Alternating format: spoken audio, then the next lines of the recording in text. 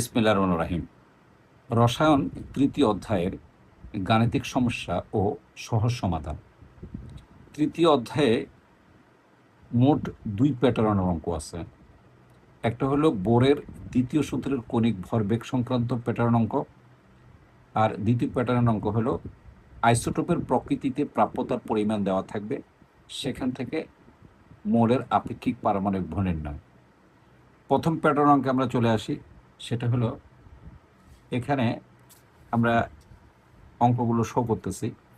এখানে একটা সাজেশন আমার, তার মধ্যে ১৯ নম্বরটা আমি অঙ্ক রাখছি। এখানে গাণিতিক সমস্যা, এখানে 4টা অঙ্ক আছে, 1 2 3 4। 1 নম্বর অঙ্ক কণিক ভরবেগ নির্ণয় করো, এবং 3 নম্বর অঙ্ক কণিক ভরবেগ নির্ণয় করো। তার মানে 1 আর 3 একই অঙ্ক। 2 আর 4 ভিন্ন। কক্ষপথের ব্যাসার্ধ দেওয়া থাকবে, বলা হয়েছে এম সেলে ইলেকট্রন কত বেগে ঘুরবে বের করো। আর 4 নম্বর হলো ইলেকট্রনের গতিবেগ দেওয়া থাকবে, ব্যাসার্ধ দেওয়া থাকবে, এবং ইলেকট্রনটি কোন কক্ষপথে আছে এটা বের করতে হবে। তোমার বোঝার সুবিধার জন্য আমি এটাকে একটু সহজ করে নিচ্ছি। সেটা হলো এরকম। প্রথম অঙ্কটা দেখো ভালো করে, যে প্রথম অঙ্ক যেটা আছে সেটা হলো পরমাণুর চতুর্থ শক্তি স্তরের ইলেকট্রনের ভরবেগ বের করো। খুব সহজ, বসাই দিবা, অঙ্ক শেষ। আমরা জানি এখানে যদি লেখো বোরের সূত্র অনুসারে ভালো, M V R is equal to N H by twice pi. এখানে এন এর মান 4, যেহেতু চতুর্থ শক্তি স্তর বলা হয়েছে, এন এর মান 4। প্লাঙ্কের ধ্রুবক, এটা তোমাকে মুখস্থ রাখতে হবে, প্রশ্নে দেওয়া থাকবে না। 6.626 ইন্টু 10⁻34 metre square KG second per 1। কণিক ভরবেগ কত? এমভিআর পুরোটাকে কণিক ভরবেগ বলা হয়। তাহলে কণিক ভরবেগ তুমি কিছুই করো নাই, শুধু মানগুলো ইনপুট করে ক্যালকুলেটর অপারেট করে ফলাফল নিয়ে আসছো। তার মানে দেখো এন এর মান 4, এই যে এইচ এর মান 6.626 ইন্টু 10⁻34, আর এখানে 2, আর পাইয়ের মান 3.116। এরপরে ক্যালকুলেটর ব্যবহার করে ফলাফল পাইবা 4.218 ইন্টু 10⁻34 কেজি মিটার পার সেকেন্ড। এবার আসো 2 নম্বর অঙ্ক যেটা আছে। 2 নম্বর অঙ্কে বলা হয়েছে একটি কক্ষপথের ব্যাসার্ধ দেওয়া থাকবে। দেখো একটি কক্ষপথের এই যে ব্যাসার্ধ দেওয়া আছে, এই যে ব্যাসার্ধ দেওয়া আছে, পাশাপাশি বলা হয়েছে যে এম সেলে, তাহলে এম মানে কি? কে এল এম। তার মানে এখানে এন এর মান 3। আনফর্চুনেটলি আমি এখানে 2 লিখে ফেলছি, এটা 3 হবে। কে এল এম এন। ইলেকট্রন কত বেগে ঘুরবে তোমার কাছে ভি চাওয়া হয়েছে। তাহলে দেখো M V R is equal to N H divided by twice pi. এখান থেকে যদি আমি ভি রেখে দিই, তাহলে এমটা নিচে চলে যাবে এবং আরটার নিচে চলে আসবে, আর টোয়াইস পাই আগের জায়গায় থেকে যাবে, উপরে এন পাই বিদ্যমান থাকবে। দেখো তাহলে এন এর মান এখানে 3 বসাইতে হবে, এই যে 3 বসাবা। আর এইচ এর মান 6.626 ইন্টু 10⁻34 মান বসাবে। 2 ইন্টু 3.1416 চলে আসলো এটার ভ্যালু। ইলেকট্রনের ভর আমাদের জানা আছে, এটা তোমার মুখস্থ রাখতে হবে, প্রশ্নে দেওয়া থাকবে না। 9.11 ইন্টু 10⁻31 কেজি, যে 9.11 ইন্টু 31 কেজি। এরপরে আর এর মান দেওয়া আছে, দেখো 3.6 ইন্টু 10⁻10 মিটার, এই যে 3.6 ইন্টু 10 এই যে -10, এই যে মিটার। আমরা ইউনিট বসাই নাই, হোল ইউনিট হলো মিটার পার সেকেন্ড, এই যে মিটার পার সেকেন্ড। এরপরে এটাকে তুমি ক্যালকুলেটারে করতে হবে, এটা মৌখিকভাবে করা কোনোভাবেই পসিবল না। ক্যালকুলেটর করলে ফলাফল আসবে 9.647 ইন্টু 10⁵ মিটার পার সেকেন্ড, মানে অর্থাৎ ইলেকট্রনের বেগ পেয়ে গেলে, মানে কত বেগ ইলেকট্রনটা ঘুরবে। এরপরে যেটা আছে সেটা হলো, ভালো করে খেয়াল করো, 2 নম্বর অঙ্ক 1 নম্বরের অঙ্ক, তাই আমি বলছি তুমি নিজে প্র্যাকটিস করবে। আর 4 নম্বর অঙ্ক ইলেকট্রনের গতিবেগ দেওয়া আছে, ব্যাসার্ধ দেওয়া আছে, ইলেকট্রনটি কোন কক্ষপথে আছে সেটা বের করতে হবে। তুমি যদি এটাকে এভাবে করো, দেখো ভালো করে খেয়াল করো, আমরা যদি এভাবে আসি, খুবই ইজি ব্যাপার। আমরা জানি M V R is equal to N H divided by twice pi. এখন আমরা এখান থেকে যেহেতু এন এর মান বের করতে হবে, ডেফিনেটলি আমরা এন যদি এখানে যদি এন রেখে দিই, তাহলে এই কোনাকুনি গুণ করে, অর্থাৎ 2 পাই এম ভি আর, এই যে 2 পাই এম ভি আর এটা উপরে থাকবে, আর এনটা এপাশে চলে আসবে, এসটা নিচে চলে যাবে। এভরিথিং গিভেন, পাশে দেওয়া আছে ইলেকট্রনের গতিবেগ দেওয়া আছে 9.647 ইন্টু 10⁻5 মিটার পার সেকেন্ড দেওয়া আছে। প্লাঙ্কের ধ্রুবক আমাদের মুখস্থ রাখতে হবে। ইলেকট্রনের ভর আমাদের মুখস্থ রাখতে হবে 9.11 ইন্টু 10⁻31 কেজি। কক্ষপথের সংখ্যা n সমান হোয়াট। এখন দেখো আমরা কিছুই করি নাই, এই প্রথমে টোয়াইস পাই, এই যে দেখো টোয়াইস পাইয়ের মানটা বসাইলাম, এই যে m ইলেকট্রনের ভর, ইলেকট্রনের ভরটা বসাইলাম, ভি ইলেকট্রনের বেগ, দেখো ইলেকট্রনের বেগটা আমরা বসাইলাম, আর এই যে ব্যাসার্ধ আর, এই যে ব্যাসার্ধ আর আমরা বসাই দিলাম। আর এখানে ইউনিটটা আমরা দেব না। আর এখানে প্লাঙ্কের ধ্রুবক 6.626 × 10⁻34। এখন আমরা যদি এটাকে ক্যালকুলেট করি তাহলে এখানে n এর মান 3 আসে। Everything is given. সুতরাং ইলেকট্রনটি কোন কক্ষপথে আছে? তৃতীয় কক্ষপথে আছে। তাহলে আশা রাখি যদি এই কণিক ভরবেগ থেকে কোনো অঙ্ক আসে বোরের মডেল থেকে, এবং আসার সম্ভাবনা অনেক বেশি, আশা করি তুমি পারবে। এবার আমরা চলে আসি আইসোটোপ থেকে কীভাবে অঙ্ক আসবে। সেটা হলো এই জিনিসটা খেয়াল করো, এখানে অনেকগুলো অঙ্ক আমি দিচ্ছি, অনেকগুলো অঙ্ক আছে এখানে আসার মতো, এবং এগুলি সবগুলি পাশে বোর্ড লেখা আছে। তুমি নিশ্চয়ই দেখছো পাশে বোর্ড লেখা আছে, এগুলি সবগুলো বোর্ডে আসছে। প্রথমে যে অঙ্কটা আছে এটা আমরা লেকচার 2-তে করে দিচ্ছি, লেকচার 1-এ করে দিচ্ছি। সো এটা নিয়ে আমি আলোচনা করব না। আমরা প্রথমে আলোচনা করব একটি সোডিয়াম পরমাণুর আপেক্ষিক পারমাণবিক ভর বের করো। ভালো কথা, আমরা যদি এটা করি, দেখো একটি সোডিয়াম পরমাণু আপেক্ষিক পারমাণবিক ভর কিভাবে আমরা বের করি। এখানে দেখো এই যে আমরা জানি সোডিয়াম পরমাণুতে 11টা ইলেকট্রন আছে, 11টি প্রোটন আছে এবং 12টি নিউট্রন আছে। তো ইলেকট্রনের ভর অতি নগণ্য, এজন্য হিসাবে আনা হয় না, শুধু প্রোটন আর নিউট্রন আনা হয়। একটি প্রোটনের প্রকৃত ভর এত গ্রাম, এটা মুখস্থ রাখতে হবে 1.67 × 10⁻24 গ্রাম। আর একটি নিউট্রনের ভর 1.675 × 10⁻24 গ্রাম, এটাও মুখস্থ রাখতে হবে। দুইটা জিনিসই তোমার মুখস্থ দিতে হবে। তাহলে সোডিয়ামের একটি পরমাণুর ভর কত হবে? এই যে 11টা, দেখো এই যে 11টা, এই যে দেখো প্রোটনের ভর যোগ এখানে দেখো 12টা, এই যে 12টা প্রোটন আছে, নিউট্রন আছে, এই 12টা নিউট্রনের ভর। তাহলে 11টা ইলেকট্রনের ভর যোগ 12টা নিউট্রনের ভর ক্যালকুলেট করে আমরা ক্যালকুলেটরের হিসাব করব, এটা আমরা মানটা পেয়ে যাব।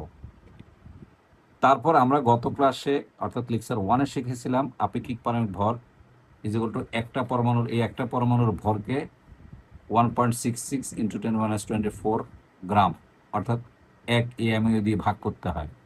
তো আমরা যদি এটা, এই যে দেখো যে রেজাল্ট আমরা পেলাম একটা পরমাণুর ভর, তাকে যদি 1.66 × 10⁻24 দ্বারা ভাগ করে, তাহলে 23.17, যেটাকে আমরা প্রায় 23ই বলি, অ্যাপ্রক্সিমেট 23ই বলা হয়। এই অঙ্কটা সম্ভাবনা কম, আসে কম, কিন্তু আসলে তুমি পারবা। কিন্তু ঘ নম্বর অঙ্কটা খুবই ইম্পর্ট্যান্ট। আমি ট্রিপলিশটা বসাই দিলাম। গ নম্বর অঙ্কটা হলো এরকম, দেখো এখানে এই যে গ আছে, দেখো গতে বলা হয়েছে যে প্রকৃতিতে ক্লোরিনের 2টি আইসোটোপ আছে, একটা হলো 35 আর একটা হলো 37। এই 35 পাওয়া যাচ্ছে 75% প্রকৃতিতে, আর 37 ক্লোরিন পাওয়া যাচ্ছে 25 প্রকৃতিতে পাওয়া যাচ্ছে। বলছে ক্লোরিনের আপেক্ষিক পারমাণবিক ভর বের করো। এটা খুব সুন্দর পদ্ধতিতে আমি করে দিছি, যেটা একেবারে তোমার ভালো লাগবে। দেখো আমি প্রথমে প্রেজেন্টেশন দিছি, ঘ নম্বর দেওয়া আছে ক্লোরিনের 2টি আইসোটোপ আছে, এরা হলো 35 ক্লোরিন এবং 37 ক্লোরিন। দেখো 35 ক্লোরিনের প্রাপ্তির পরিমাণ হলো 75, আর হলো 37 ক্লোরিনের আইসোটোপের পরিমাণ পাওয়া যায় 25। তো এখানে একটা সূত্র আছে, সূত্রটা ব্যবহার করবে, যে আমরা জানি কোন মৌলের গড় আপেক্ষিক পারমাণবিক ভর is P × M + Q × N / 100। এই P আর Q হচ্ছে বিশেষ করে আইসোটোপের ভর সংখ্যা। খেয়াল রাখবা, P আর Q হলো ভর সংখ্যা। যেমন এখানে ভর সংখ্যা 35 আর এখানে ভর সংখ্যা 37, তার মানে P হলো 35 আর Q হলো 37। আর এখানে M যেটা আছে আর N দেওয়া আছে, এই M হলো প্রকৃতিতে কত % পাওয়া যাচ্ছে, তার মানে এই 35টা পাওয়া যাচ্ছে 75%, তার মানে এটা 75% এম, প্লাস এই যে কিউ হলো 37, এবং এটা প্রকৃতিতে পাওয়া যাচ্ছে কত পার্সেন্ট, এই যে 25%, এই যে এন এর মান 25%।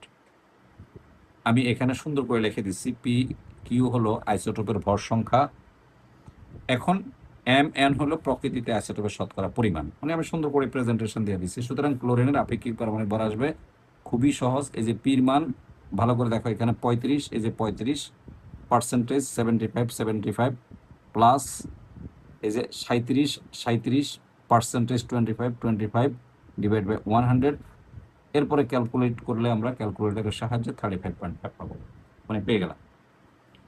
এরপরের অঙ্কগুলো সবই একরকম, শুধু সময় ধরে বা ধৈর্য ধরে তোমার দেখা, এছাড়া আর কিছুই না।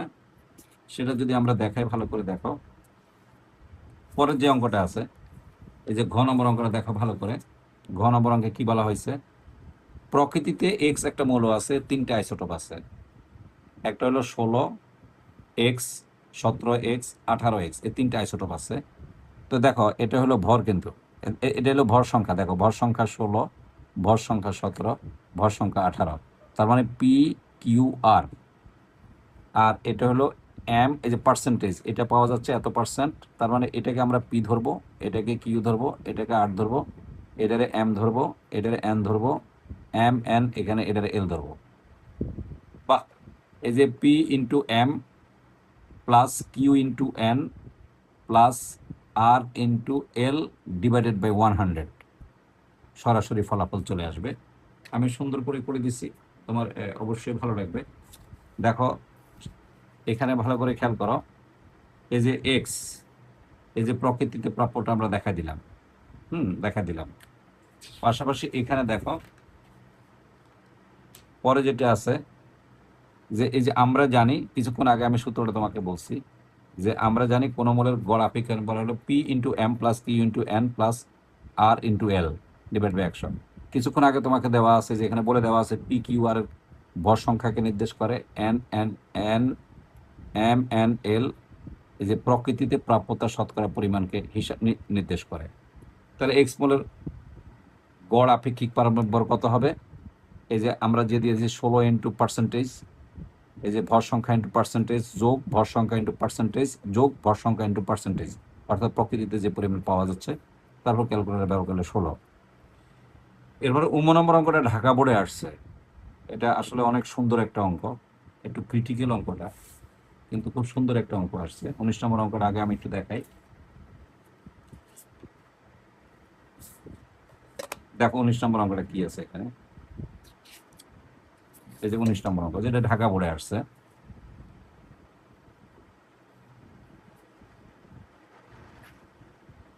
এই যে ঢাকা বোর্ড এবং এই নম্বর, হাইড্রোজেনের 3টে আইসোটোপ দেওয়া আছে, 1H1, 2H1 এবং 3H1, 3টে আইসোটোপ দেওয়া আছে। তার মানে ভর সংখ্যা 1, 2 আর হলো 3।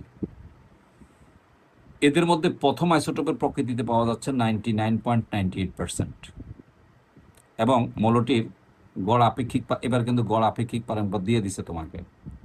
দ্বিতীয় এবং তৃতীয় মৌলের প্রকৃতিতে প্রাপ্তির শতকরা পরিমাণ নির্ণয় করতে হবে। অঙ্কটা ইম্পর্টেন্ট, খুব ইম্পর্টেন্ট, ঢাকা বোর্ডে আসছে। বোর্ডে তো সাধারণত একটু ইউনিক প্রশ্ন হয়, একটু ঘুরে গেলে প্রশ্ন করে, তোমাকে বুঝতে হবে। দেখো অঙ্কটা খুবই ইম্পর্টেন্ট, আমি দেখা দিচ্ছি, খুব ভালোভাবে দেখো।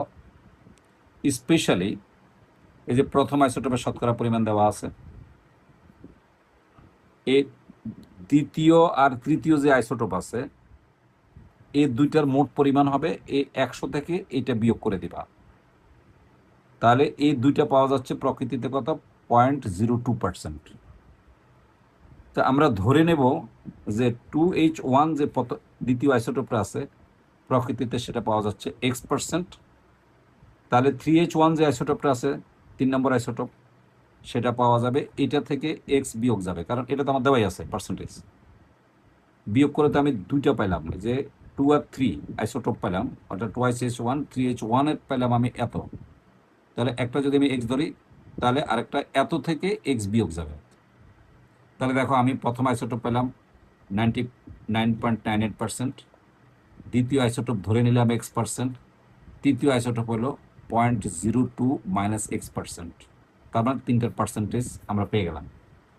এখন আমরা আগের মতোই সূত্র বসাবো। আমরা জানি কোনো মোলের গড় আপেক্ষিক পারমাণবিক ভর P into M Q into N plus R into L divided by 100। তো পির মান অবশ্যই এই যে ভর সংখ্যা 1, এই যে 1 আর এই পার্সেন্টেজ 99.98, 99.98, এই যে মাঝখানের প্লাস প্লাস, এই যে দ্বিতীয় আইসোটোপের পারমাণবিক ভর হলো 2, এই যে 2 আর পার্সেন্টেজ আমরা ধরে নিচ্ছি x। আর তৃতীয় আইসোটোপের এই যে পারমাণবিক, এই যে দেখো ভর সংখ্যা হলো 3, আমরা ভর সংখ্যা 3 ইন্টু প্রকৃতিতে প্রাপ্ত হলো 0.02 into minus x divided by 100। এখন এখানে আমরা এটাকে খুব ইজি গাণিতিক সমস্যার সমাধান করলাম, সরলীকরণ করলাম, সিম্পলিফিকেশন। আমরা প্রথমে এটাকে গুণ করলে এটা হয়, এটা হলো 2x হয়, এটাকে 3 দিয়ে গুণ করলে ফলাফল এটা হয়, এটাকে গুণ করলে এটা ফলাফল এটা হয়। আর এই যে সংখ্যাটা আছে এটাকে যদি আমি 100 দিয়ে বজ্র গুণন বা কণিক গুণ করি তাহলে এই যে 100 হয়।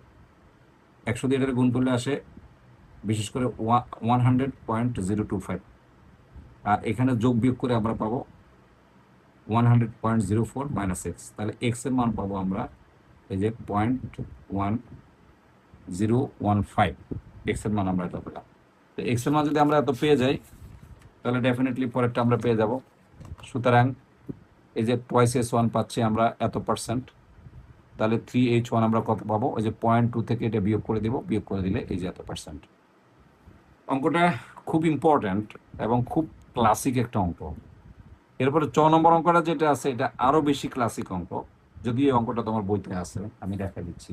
অঙ্কটা খুব ইজি, অঙ্কটা প্রসেসটা খুব সহজ। সেটা হলো, দেখো ভালো করে এই জিনিসটা, এই যে এই একদম সহজ।